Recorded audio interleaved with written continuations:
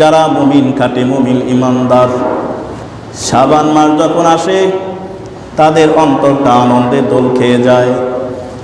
আর কিছুদিন পরেই রমজান। এই রমজানের আনন্দে মুমিন ব্যক্তি খুশি হয়ে যায় এবং রমজানকে কেন্দ্র করে বিভিন্ন প্রস্তুতি তারা গ্রহণ করে, যাতে করে রমজানের রোজাগুলো নির্দ্বিধায় বেলা বাধায় তারা রাখতে পারে, কোনো পেরেশানি না থাকে, দুনিয়াবি কোনো ঝামেলা না থাকে। এই কারণে মুমিন বান্দা যারা রমজানকে স্বাগত জানানোর জন্য বিভিন্ন প্রস্তুতি তারা গ্রহণ করে। যে কাজগুলো রমজানের আগে করা সম্ভব, মুমিন ব্যক্তিরা সেই কাজগুলো রমজানের আগে সেরে ফেলে।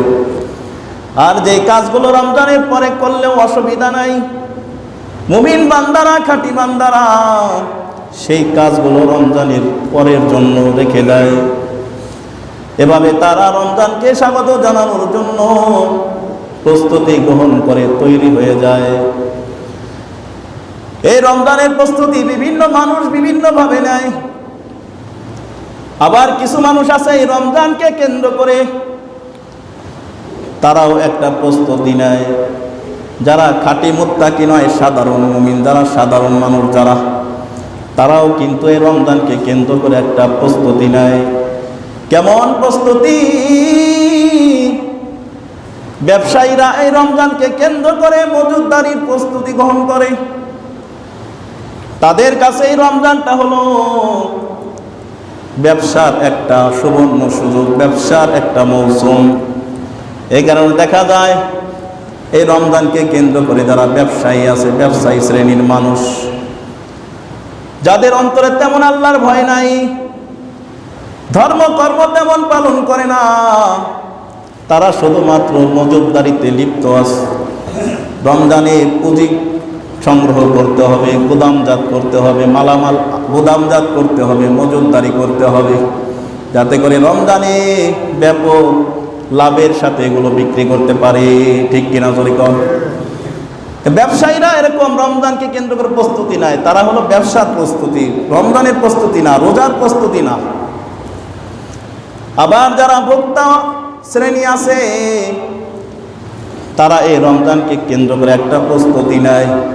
তাদের প্রস্তুতি হলো রমজানকে সামনে করে তারা বিভিন্ন রকম হরেক রকম সওদা তারা কিনে কিনে ঘর ভর্তি করে রাখে, যাতে করে রমজানে যদি কোনো জিনিসের দাম বেড়ে যায়, সব কিছুর দাম হয়তো রমজানে একটু চড়া দাম হয়ে যাবে, বেড়ে যেতে পারে। এই কারণে দেখবেন কোষ মাছ কিনে কিনে ফ্রিজ ভর্তি করে রাখে। ঠিক কিনা জোরে কর? তারাও তো রমজানকে কেন্দ্র করে একটা প্রস্তুতি নিল। কিন্তু মুত্তাকি বান্দার প্রস্তুতি আর সাধারণ মানুষের প্রস্তুতি এক হইতে পারে না। মুত্তাকি বান্দা, যারা খাঁটি মুমিন বান্দা, তাদের প্রস্তুতি হবে এই ব্যবসায়িক প্রস্তুতি না, মজুতদারির প্রস্তুতি না, তাদের প্রস্তুতি হবে ইন্নাকা হামিদুম মাজিদ।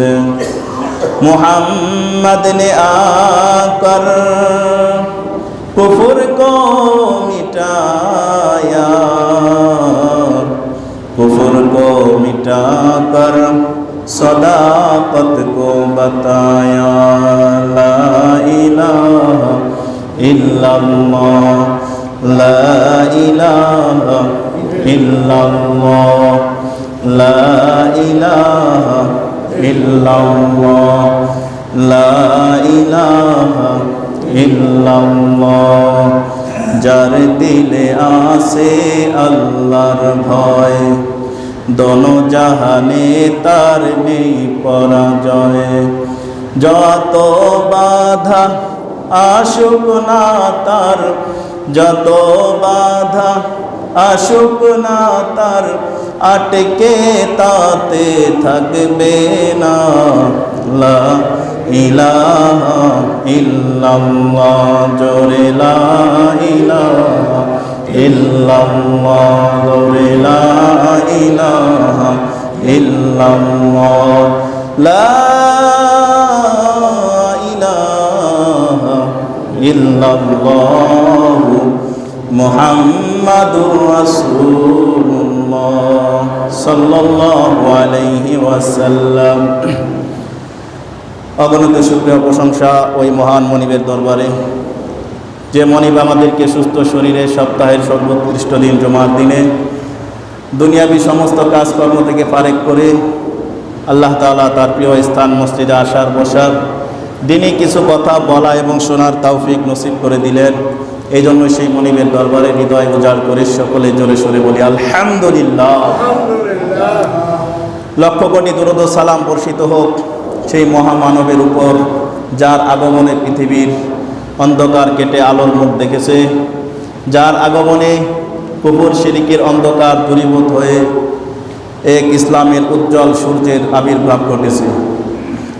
তার উপরে এবং তার পরিবার পরিবর্গ এবং সাহাবায়ে কেরামের উপর। সম্মানিত সুধী, বছরের চাকা ঘুরে ঘুরে আরবি 12 মাসের ভিতরে সর্বোৎকৃষ্ট মাস রমজান মাস একেবারে আমাদের দ্বার প্রান্তে উপস্থিত হয়েছে। এই জুমা সামনে আরেক জুমা রমজানের আগে থাকবে, এরপরেই রমজান চলে আসবে। একেবারে রমজান আমাদের একেবারে নিকটেই চলে আসছে। ইতিমধ্যে এই রমজানকে কেন্দ্র করে গোটা পৃথিবীর মুসলিম বিশ্বগুলো এই রমজানকে স্বাগত জানানোর জন্য, ইস্তেকবাল করার জন্য বিভিন্ন প্রস্তুতি গ্রহণ করতেছে।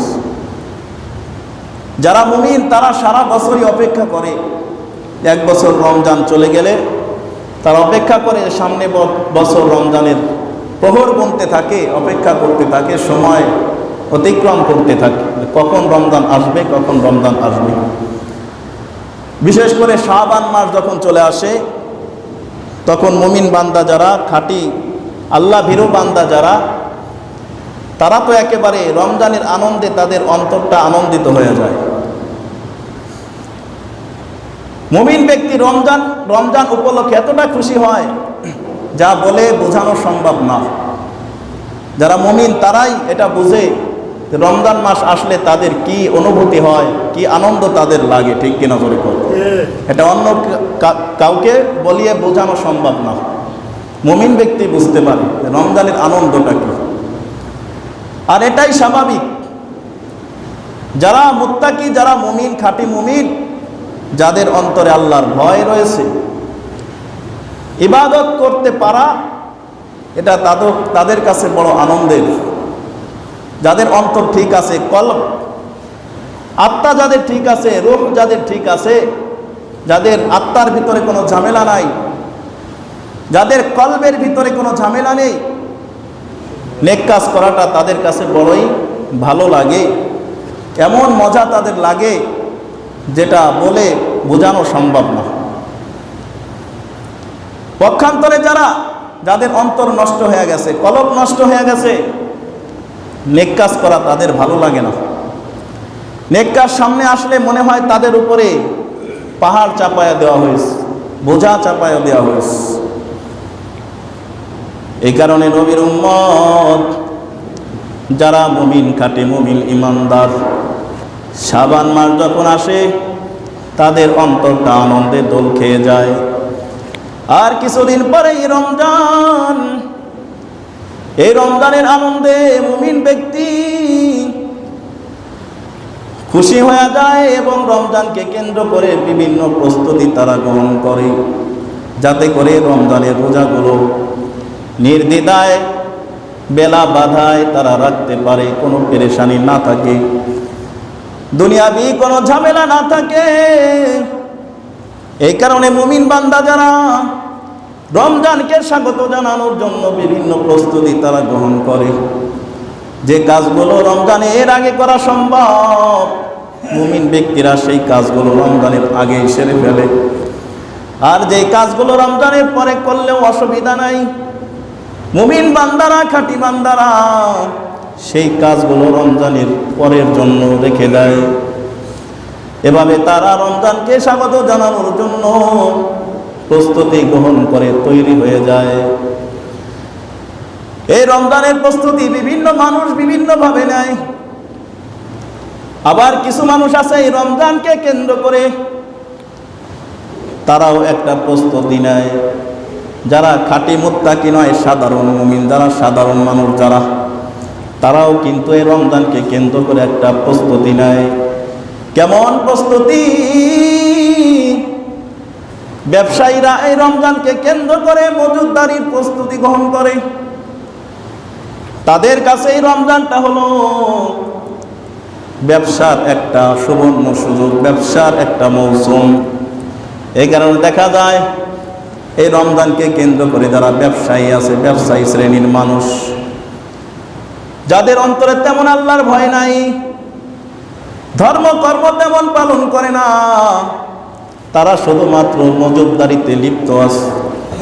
রমজানে পুঁজি সংগ্রহ করতে হবে, গুদামজাত করতে হবে, মালামাল গুদামজাত করতে হবে, মজুতদারি করতে হবে, যাতে করে রমজানে ব্যাপক লাভের সাথে এগুলো বিক্রি করতে পারে। ঠিক কিনা জোরে কর? ব্যবসায়ীরা এরকম রমজানকে কেন্দ্র করে প্রস্তুতি নেয়। তারা হলো ব্যবসার প্রস্তুতি, রমজানের প্রস্তুতি না, রোজার প্রস্তুতি না। আবার যারা ভোক্তা শ্রেণী আছে, তারা এই রমজানকে কেন্দ্র করে একটা প্রস্তুতি নেয়।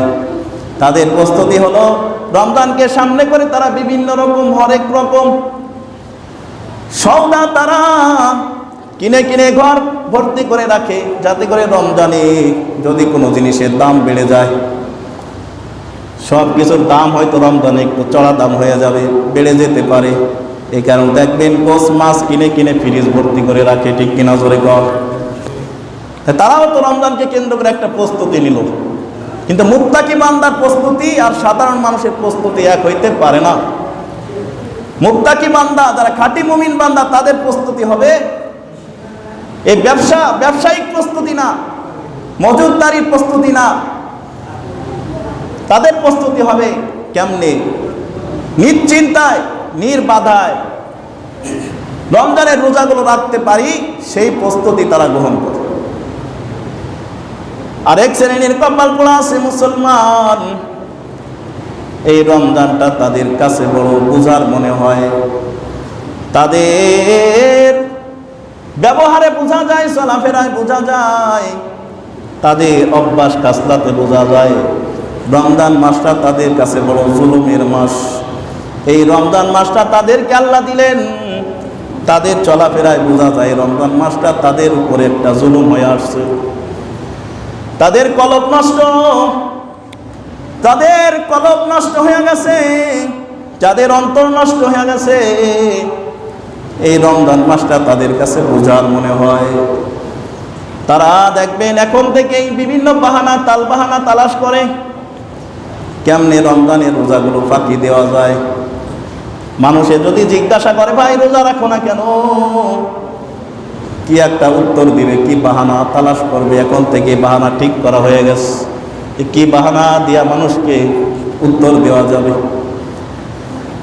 আবার দেখা যায় রমজান মাস আসলে কিছু মানুষ বাড়ি ঘরে পাক হয় না, তার ওয়াইফ রোজা রাখে, তার কন্যারা রোজা রাখে, রোজা রাখা তো তার জন্য পাক করা সম্ভব না, এই বেটা রোজা রাখে না। কি করে, ওই যে বাজারে যায় হোটেলের ভিতরে ঢুকে এবং সুন্দর একটা পর্দা টানায়া দেয়া হোটেলের ভিতরে খানা পিনা করে, আসে না নাই জোরে কম, পর্দাটা টানাই দিয়া রমজান মাসে খানা পিনা করে, আহার করে। আরে কপাল পোড়া, এই রমজান মাস তোর কাছে এতই বোঝা হয়ে গেল, খানা পিনা ছাড়তে পারলি না। সুস্থ মানুষ, তুই মানুষের চোখকে ফাঁকি দেওয়ার জন্য পর্দা টানাইয়া দিয়া হোটেলের ভিতরে যায় খানা পিনা করো রমজানের ভিতরে, তোর সাহসটা কত বড়। এই কপাল পোড়া, তোর কপালটা পুড়ে গেছে, বুড়ো সহ পুড়ে গেছে। আর পোড়া কপাল কোনোদিন জোড়া লাগে না। এই কপাল পোড়া, একটা বছর পর তোর সামনে রোজা আসলো, আর তুই কিনা এই রোজা মাসের কদর করতে পারলি না। মানুষের চোখকে ফাঁকি দেয়া ভিতরে বসে বসে খানা পিনা করো, চা পান খাও। আমি বলতে চাই কপাল পোড়া, তোমার মতো কপাল পোড়া পৃথিবীতে আর দ্বিতীয়টা নাই। তুমি মানুষের চক্ষুকে ফাঁকি দেওয়া পারলা, কিন্তু তুমি জানো না তোমার মনি ওই আল্লাহর চক্ষুকে কোনোদিন ফাঁকি দেওয়া সম্ভব না। ঠিক কিনা করে কর? মানুষের চোখকে ফাঁকি দিতে পারলা, তোমার মনিবের চক্ষুকে তুমি কেমনে ফাঁকি দেবা?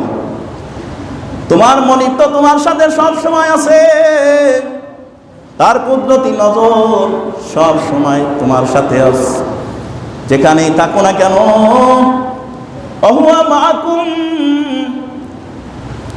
আইনামা কুনতুম, ও বান্দা তুমি যেখানেই থাকো তোমার মনিবের কুদরতি দৃষ্টি কিন্তু তোমার সাথেই থাকে। কোন জায়গায় পালাইবা তুমি? দুনিয়ার মানুষের চোখকে ফাঁকি দিতে পারলা, তা আল্লাহর চোখকে কেমনে ফাঁকি দিবা?